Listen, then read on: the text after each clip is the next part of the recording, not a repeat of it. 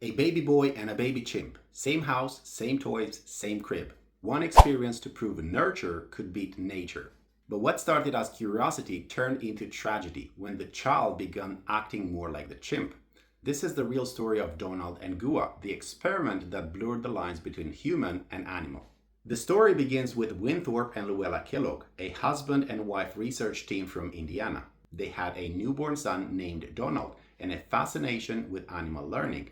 At the time, scientists believed the gap between humans and other species was mostly environmental.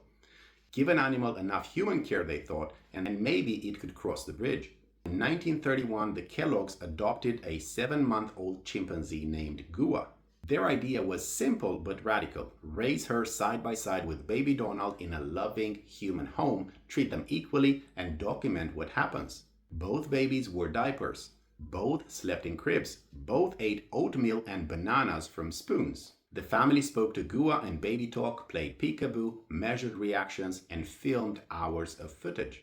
At first, Gua was extraordinary. She learned to use cutlery faster than Donald, followed verbal commands, recognized objects, and mimicked human gestures. For months, the data seemed to prove that nurture could do anything, that the chimp raised as human might one day become close to one. But around the 9th month, the line began to blur in the other direction. Donald, who had started learning words, began copying Gua. He grunted, he squealed, and crawled on all fours. His speech stopped progressing. His play became rougher. The Kelloggs realized with horror that their own son was losing his humanity instead of Gua gaining it. The experiment ended abruptly. Gua was returned to the research center where she died a year later from pneumonia. Donald grew up, but the emotional mark remained. He later became a scientist himself and decades later took his own life. The Kellogg study was meant to answer a scientific question about learning. Instead, it exposed a human truth about identity.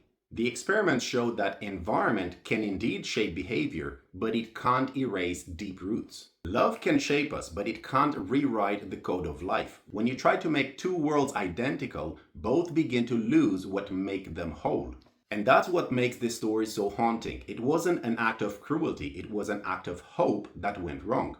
The Kelloggs believed they could bridge two worlds with affection and routine.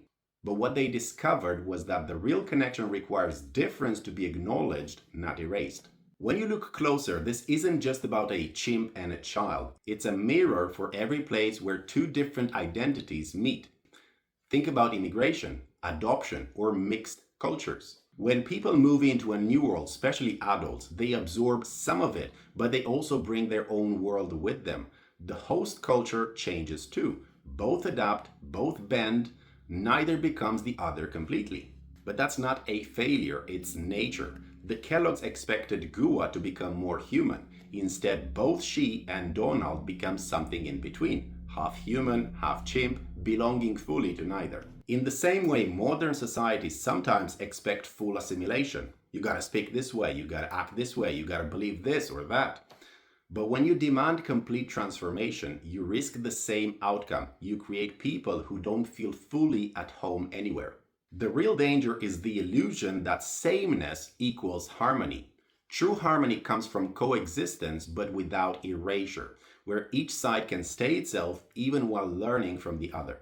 The Kellogg experiment also reveals something universal about relationships. Whenever one side has more power, whether it's a parent and child, whether it's a teacher and student, or a dominant and minority culture, there is a temptation to shape the other into your own image. It often starts with love or good intention. I just want them to fit in. I just want them to help to succeed. But if the process demands that the other person lose their identity, it stops being love, it becomes control. That's the point where nurture crosses into manipulation. The emotional fallout looks different but feels the same. The one being changed feels unseen. The one doing the changing feels frustrated that their efforts don't work. And the relationship collapses under the pressure to conform. And that's exactly what happened in the Kellogg's home. Both subjects tried to please their environment, and both broke under it. Modern research on development explains why the Kellogg's idea failed. Humans have what's called a critical period for learning speech, empathy, and identity. During that window, the brain wires itself based on both genetics and feedback from the caregivers. And you can't replace the genetic half of the formula. Gua could mimic but not internalize. Donald could empathize, but his imitation circuits confused the models he was copying. The result? Two beings stuck between categories. In science, we call that cross-conditioning. In life, we call it confusion. What's the takeaway for us? Real connection doesn't come from turning someone into you. It comes from meeting them where they are and building a bridge that both can cross without losing themselves. Whether you are a parent raising a child, a teacher guiding students, or a society welcoming newcomers, the rule is the same. Nurture doesn't mean erase, it means include. Diversity, be it biological or cultural, isn't a flaw to be corrected. It's the tension that drives adaptation and creativity. Gua learned human love. Donald learned empathy for difference. Both suffered, but both proved that identity, once shared, never stays the same.